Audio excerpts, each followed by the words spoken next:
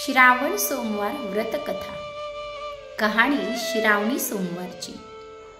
एक आटपाट नगर होतं. तिथं एक राजा राहत असे. त्याला 4 बायका होत्या. राजानं एकेकेला एक एक काम वाटून दिलं होतं.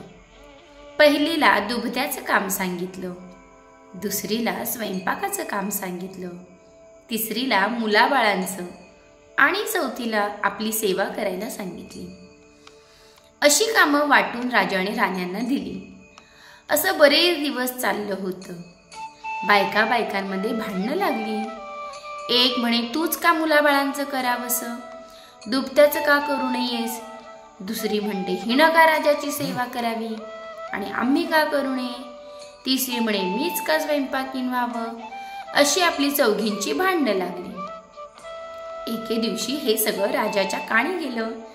त्याचं मन उद्विग्न झालं, मुख चिंताक्रांत झालं. तसाच उठला आणि दरबारात गेला. इतक्यात तिथं वसिष्ठ ऋषी आले. राजानं त्यांना नमस्कार केला. बसावयालाच आसन दिलं. वसिष्ठांनी राजाचं तोंड पाहिलं. ते चिंताक्रांत दिसलं. वसिष्ठांनी कारण पुसलं. राजानं सांगितलं. ऋषी व राजा उठले.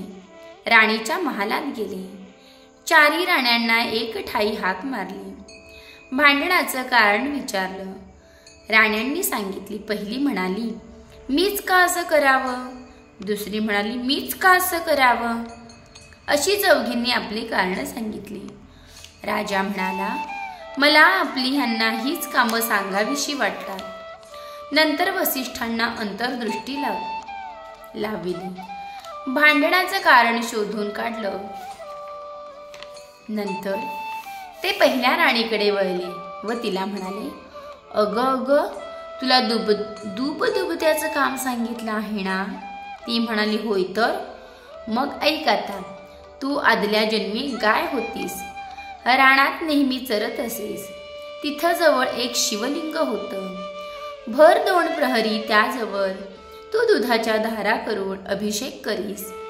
त्यामुळे तुला हा जन्म मिळाला आहे. राजाची राणी झालीस. पण गेल्या जन्मीचं व्रत अपुरंच राहिलं. ते पुरं व्हावं म्हणून शंकरानं ही आज्ञा राजास केली आहे. त्यानं ती तुला सांगितली. ती तू मान्य कर. नवऱ्याचं मणी धर.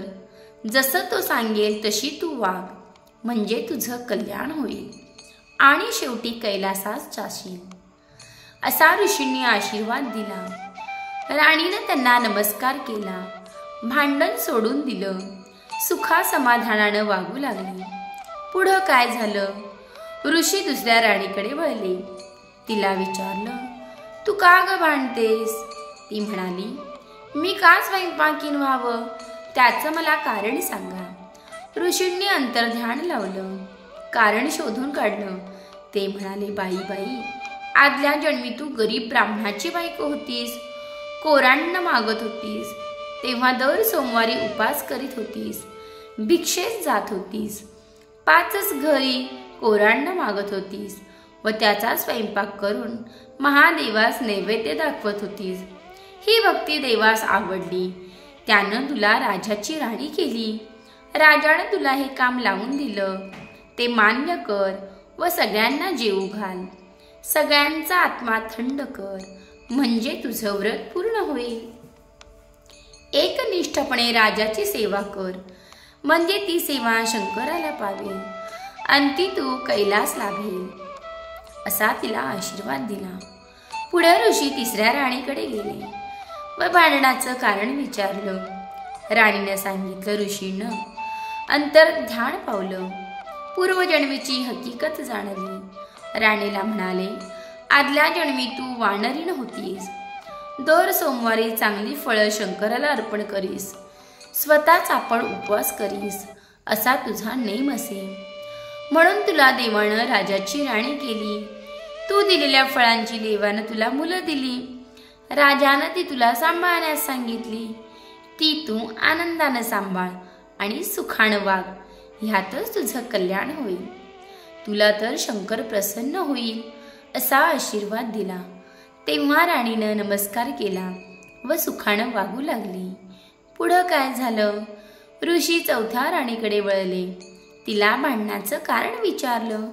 तिनं सांगितलं. ऋषी म्हणाले, आदल्या जन्मी तू घार होतीस, आभाळात तू उडत होतीस. त्याच्या खाली एक शिवलिंग होतं. भर 2 प्रहरी तू त्याच्यावर छाया धरलीस, म्हणून तुला शंकर प्रसन्न झाले. त्यांनी तुला राजाची राणी केली, छपरी पलंगावर बसविली.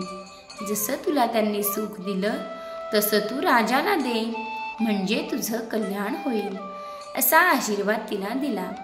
ऋषींनी 4 राण्यांचं समाधान केलं आणि भांडण मिटवलं. राजाला देखील आनंदी केलं आणि आपण निघून गेले.